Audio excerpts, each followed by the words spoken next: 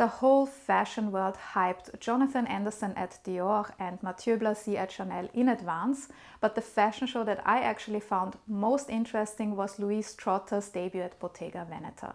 When most of the musical chairs of creative directors went to male designers, Louise Trotter, together with Rachel Scott, now is one of 2 women who were newly appointed to these posts at major brands. But this is not the reason why I picked this collection. I think legitimately she delivered. It was a very successful collection. It was beautiful and interesting to look at, especially in times like today, where luxury, fashion and ready-to-wear have become kind of ridiculous. Louise Trotter shows us that you don't necessarily need the hype, you don't necessarily need to make it ugly, you can produce something that people actually want to wear. So let's look into the details of her collection. And before I start the necessary housekeeping, this is a non-sponsored video, I'm just sharing my personal opinion and my research here. Everything is alleged and for entertainment purposes only. Before joining Bottega Veneta, Louise Trotter worked for brands like Joseph, Lacoste or Carven, to just name a few, and she was appointed creative director of Bottega Veneta in January 2025, and she succeeded Matthieu Blazy, who is now the creative director of Chanel. Bottega Veneta was founded in Vicenza, Italy in 1966, and they managed to create a brand that did not necessarily need a logo. It stood for craftsmanship and it was kind of recognizable, but there was no obvious logo like we know from other brands. And until today, the brand is known for not really working with a logo. To be fair, when we see the woven leather, the intrecciato leather, even though Bottega Veneta did not invent this, but they kind of turned it into their own DNA. Or when we see certain bags, we know it's Bottega Veneta. This is also due to the social media campaigns, especially under Daniel Lee, who collaborated with influencers and also kind of made this intrecciato leather kind of as loud as a logo, which I find a bit sad, but that's a different story. I still like the core idea of the brand and also the focus on craftsmanship, and this was also very much what Louise Trotter said drew her to the brand. She actually connected with the brand long before she was appointed creative director because she collected vintage Bottega Veneta items. And then she also said what she appreciated is that this brand did not need a logo. It's not about making a statement, it's showing who you actually are. Trotter said in interviews that she does not really see fashion as art. She sees it more as something we wear daily that gives us confidence. And also we got a sneak peek of her first designs for Bottega Veneta in Cannes, where she also applied this approach because she said she talked to Julianne Moore, woman to woman, as she said, and then they figured out together what Julianne Moore actually wanted to wear. It's quite a simple design with this tassel detail, but I think it works. It does not always have to be the most glamorous or the loudest design to work on the red carpet, and I actually think it's a very good fit for the actress. Trotter was drawn to fashion because of her grandmother, who was a seamstress, and then she started to sew outfits for her dolls, and then she also used tablecloth, curtains. She also cut up her school uniforms. Her mother was horrified that she did this, and later on she studied fashion in Newcastle. She also very often mentions the 1990s in London, especially that she was part of the rave scene because she said it gave her freedom to express herself, and I think we see that very much in her designs, that the 90s definitely influenced her. Louise Trotter prepared for her role and also this first collection by spending time in Montebello Vicentino,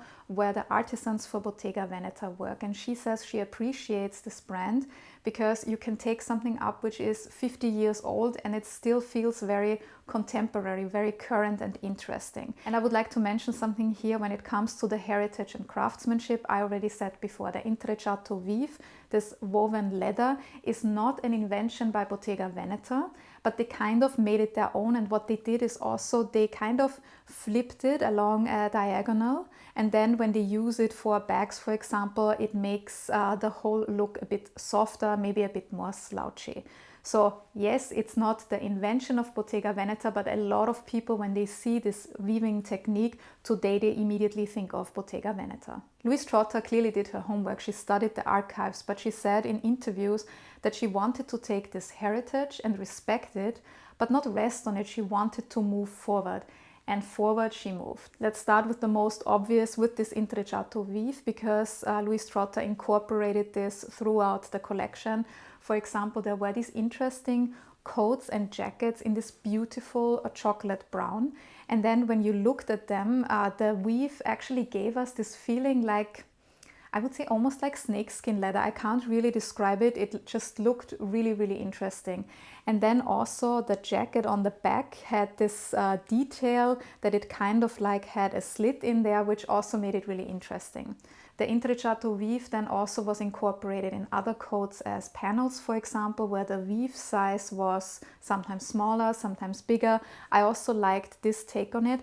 I was not a big fan of the coats in gray, especially the one where she had the matching belt. I don't know if it was the color or what didn't work for me. I have to say this was one of my least favorite looks of the collection. But what I really appreciated about her approach was that it was ready to wear, that you can actually wear. There were so many pieces that you could either wear like she styled them, or you could take them apart. And one of my favorite pieces is the skirt. First of all, I really like the blue. I like the shape of the skirt. And then when you zoom in, you again see the details, the structure of it. I think it's again this intrecciato leather. And it could be a skirt that you wear at the office. You could then also kind of tune it up and wear it in the evening, or tune it down and wear it more casually. So I think this is a very good example of what she wanted to achieve with that collection. And what I really liked about her approach is that we get the full spectrum. If you want classic, you get classic. If you want avant-garde, you get avant-garde, but it's your choice. She gives you this whole spectrum that you can choose from. She does not only focus on one particular target group. This is something that I really appreciated. And also, yes, her shapes were sometimes exaggerated. She also had boxy designs, but she shows that these exaggerated shapes can still make you look feminine. And this is something that I very often criticize. Often I look at certain designs and then I have the feeling, do they want to make us look ugly? I know that things have to be interesting, exciting, different, but does it have to make us look ugly? And Louise Trotter gives us interesting, she gives us interesting shapes that don't look ugly. So this is something that I really, really liked about her approach. And for those who really want to stand out, Louise Trotter gave us, let's call it maybe some candy, because this is also the way it looked. She had these really cool jumpers, skirts, also bags that looked almost like fur, but they came in these really bright colors, in orange, in pink, in turquoise. And the background of this fur is actually that it's recycled fiberglass. This was also the reason why we had this shiny effect when the models were in the spotlight. So I think this looked just really cool. Of course, it's avant-garde. It's kind of what Bottega Veneta also stands for. Maybe it's not for everyone, but it is something that is really, really interesting. I also really like this combination with the skirt, the color combination. It's just something where you look at it, yes, everybody will look at you when you wear this on the street, but at the same time it's really exciting, and this is something new. I really like the dresses. I like structure. You may know I'm a big fan of Vivienne Westwood and her dresses. The Sunday dress has been in my shopping cart for a very long time. Maybe you let me know if I should finally get it or not. So when I saw these dresses, I was really excited. Yes, they may look a bit simple, a bit casual, but this is ready to wear, but it's still interesting, ready to wear. And then I also liked one of the earlier looks of the show. It was this leather dress in black, where I really like the details. I think this was also her nod to the craftsmanship at Bottega Veneta beyond the weave. It shows that you can have a different way of working with the leather, with these interesting details, the cut, the shape, also how it is sewn. I think this is just a really, really cool dress, even though it is a black dress. And Louise Trotter also had an Easter egg for us, because she incorporated a bag which appeared on Lauren Hutton in American Gigolo in 1980. And this clutch bag then was referenced on the runway. She kind of made it a bit bigger, she blew it up, and then we see a lot of different bags. This is of course one of the core elements of the brand. We know that the leather goods are the main drivers for the margin and the profits at these brands, and also Bottega Veneta is closely associated to the bags. So she gave us a variety. Of course, we have the intrecciato weave, then we have also the bags with this recycled fiberglass. I also really like the plain bags without the weave, because I'm a bit tired of that weave. At the same time, I have to say one of my favorite accessories of the show was this small red intrecciato bag, which was paired with my favorite outfit, that recycled fiberglass skirt. She gave us something where I think there's something for everyone. The only thing that I would criticize is that a lot of the models carried the bags in their hand underneath their arms actually.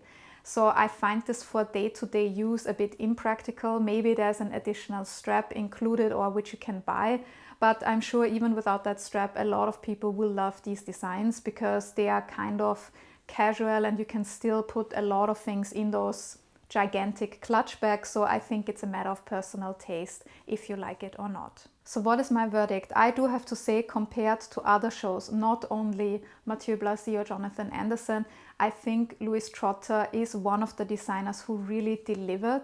When I saw these pictures and also the videos for the first time, this was a collection that triggered some emotion. And this is something that I lacked with the others. Sometimes it was kind of like, nice, yeah, let's move on. But when I saw Louise Trotter, it was something like, oh, this is cool, I might want to have this. And also from the business perspective, also in terms of marketing, brands want to create emotions that you click with them, that you buy their products. So I think a lot of things were done right here. I think Bottega Veneta is on a very interesting path with Louise Trotter. So I'm really excited to see her future collections and what else she's going to bring to the table for the Italian brand. And I also have to admit, it was kind of a satisfaction for me to see that it's not always about the hype by the fashion press, by the critics. She delivered. Yes, of course, people were watching her because it was a debut at a major brand, but compared to the attention that, for example, a Jonathan Anderson got at Dior, her attention was minimal, I would even say. Maybe not minimal, but not as much. But when the runway show was over, the internet blew up with the videos, the photos, everybody was talking about it. And I find it really good that we now see it's not only about a hype, it's also about the garments, the designs, the products. If they shine, the rest will also come. So I see this as a very positive. What did you think about Louise Trotter's collection for Bottega Veneta? Did you also like it, or do you say, this is not so much for me? Let me know in the comments below. And if you enjoyed this video, please don't forget to do 2 things that really help us creators. The first one is to hit that like button, it's really easy. And the second one is to subscribe to my channel if you haven't done so already. If you prefer to read, I have tons and tons of articles on my website, thepinklookbook.com, and if you have time, you can also check out my fashion label, Pelagona. And if you enjoyed my review about Louise Trotter's debut at Bottega Veneta, I have another video for you. Thank you very much for joining me in this video, and see you in the next one.